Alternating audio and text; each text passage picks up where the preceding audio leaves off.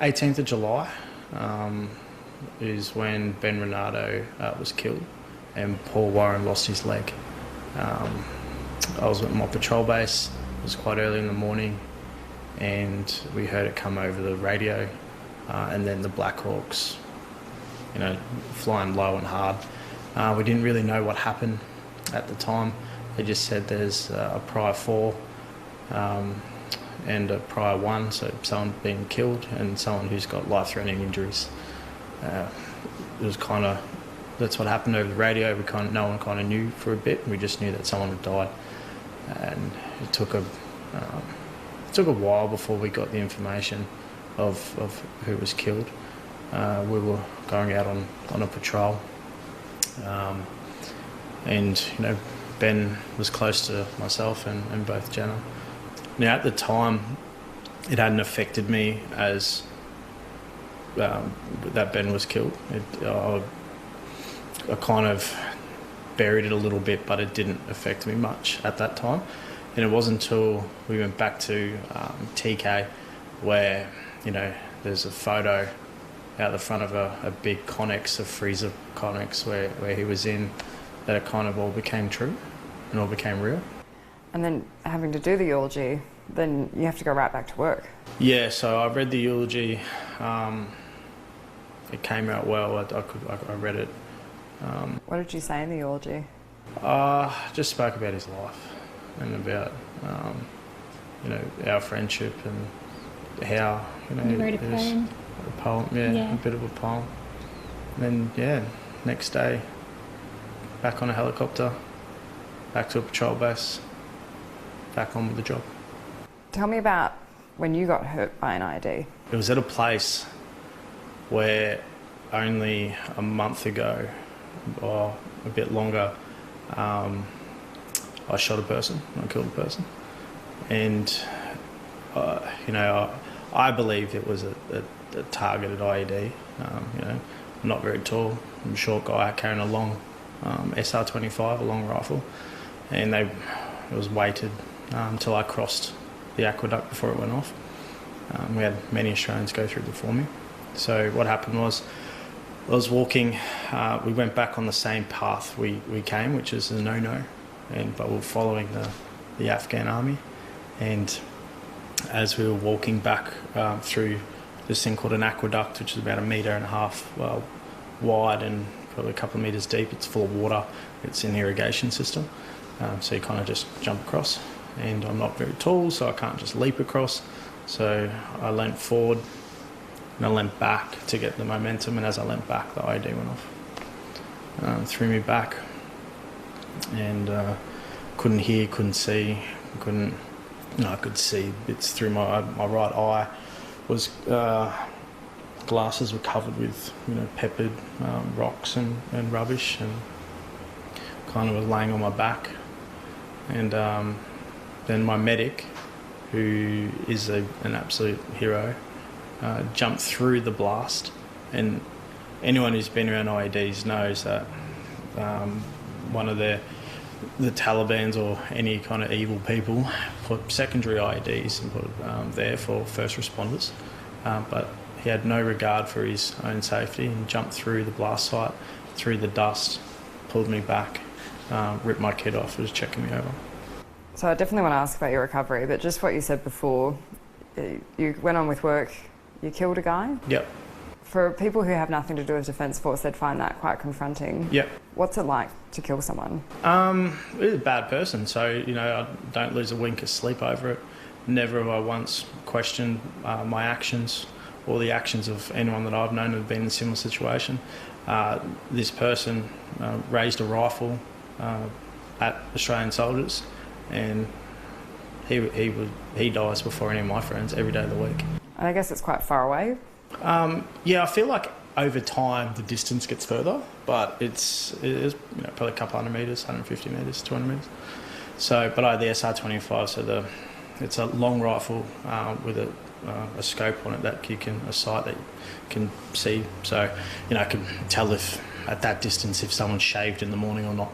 So, I was very fortunate enough to be in the position that I was. What happened once again, my height hurts me or helps me. Everyone went one way and I zigged when I should have zagged and went into the corn crop, kind of got lost, popped out the other side, and they were crossing, going through like an open paddock, and this guy looked like he was counting people. So I told everyone to kind of just stop, jumped in on the ground, got the sight. Looked like he was counting, looked like he thought that was the end of the Australian kind of call sign. And as he lifted his rifle up, just past his hip, I shot him in the face. So let's talk about your recovery. Coming back to Australia with the injuries you had, that must have been really traumatic. Yeah, it was. I've been blown up. I can't remember much. I can't hear out of my ear. My brothers, my family are still in Afghanistan. By myself. I have all these injuries that I don't really know as a 21-year-old how to deal with. I found it very, very difficult.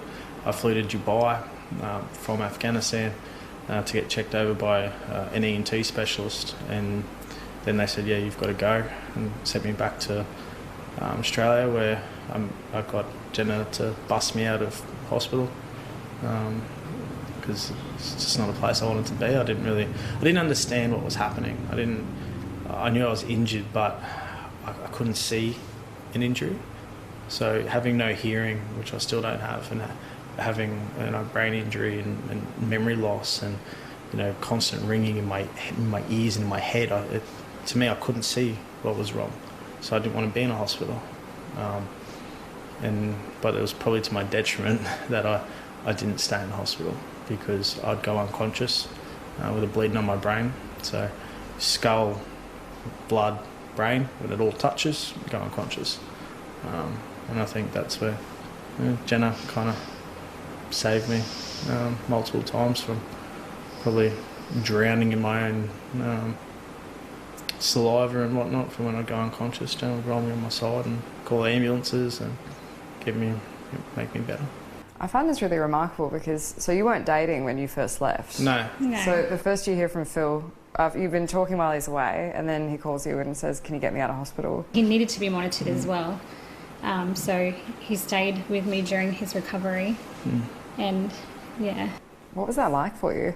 When you're young, it doesn't really hit you. You just see someone that needs your help, and it's like your friend. You're always going to help your friends no matter what, and you're always taught that when you're younger. So I was just helping my friend. How did you feel seeing Phil after you'd been friends with him before he left for Afghanistan? How was he different? They feel like you can tell that they're invincible. They're so excited. Their spirits are high, but you can almost notice in all of them sort of their spirit goes down. If not immediately, over time, you can notice a change in them. So things got pretty bad for you when you came home? Yeah, I wasn't recovering well. My friends are away, had injuries I didn't really understand. Ben was killed. It was just a dark time. And as well as going unconscious and not really understanding why, or not really understanding how to get better. I fought a lot, I drank a lot, I did things that I probably definitely shouldn't have been doing. But I was built up with anger, I was built up with rage, not at anyone, it was but at myself. I felt like I let my team down overseas. I felt like, why couldn't I have been killed? Why did I survive in my ID? So how bad did it get for you? Pretty bad, or in a pretty bad way.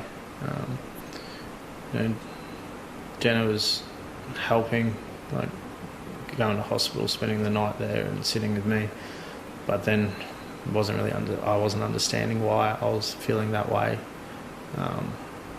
And then I think Jenna without her, no doubt I probably wouldn't be sitting here.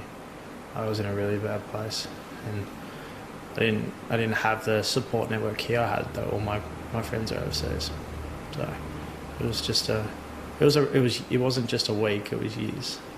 So what really turned it around for you? Well, Jenna did, my best friend. She turned it around for me because I didn't have hope. I couldn't see hope. And without her, I wouldn't have hope.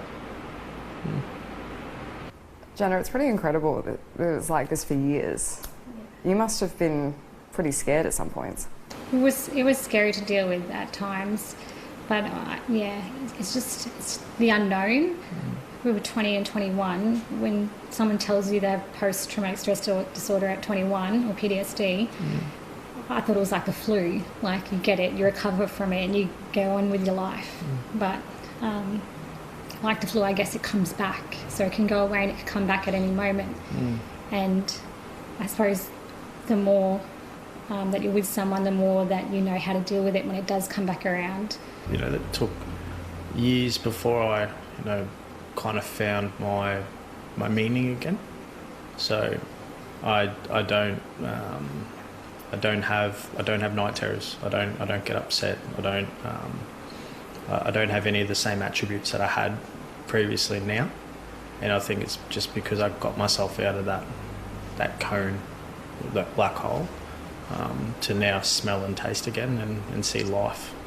And I think that not everyone does that. We've had friends of ours who have died by suicide, close friends of ours, and I think that's bittersweet every day. And when I get up and when I do things in politics, I carry them with me the whole way, because I need to honour their legacy and their lives and make sure we are doing the right thing, because one suicide's too many, and when they're your brothers, the brotherhood, it leaves a very dark hole in my heart. So there has been the conversation started about veteran suicide, whether there should be a Royal Commission. You're in Parliament now, you've got the means to make it happen. Do you think there should be a Royal Commission? Well, I'll answer it in two parts. The role of a Member of Parliament, and any good member, is to take their guidance and information from the people they represent. So whatever a personal view is does not go to Parliament, because I represent people, so the voice of the people goes to Parliament. Do I think a Royal Commission could be beneficial? Of course. Do I think that it needs to happen right away? I'm unsure. And I'm unsure for two reasons. We have veterans in the community of Townsville that contact me every day. I guarantee after this I'd have about 15 messages from different veterans throughout the community telling me what they think should happen. Now we're split. We're split right down the middle. We've got veterans who definitely don't want a Royal Commission.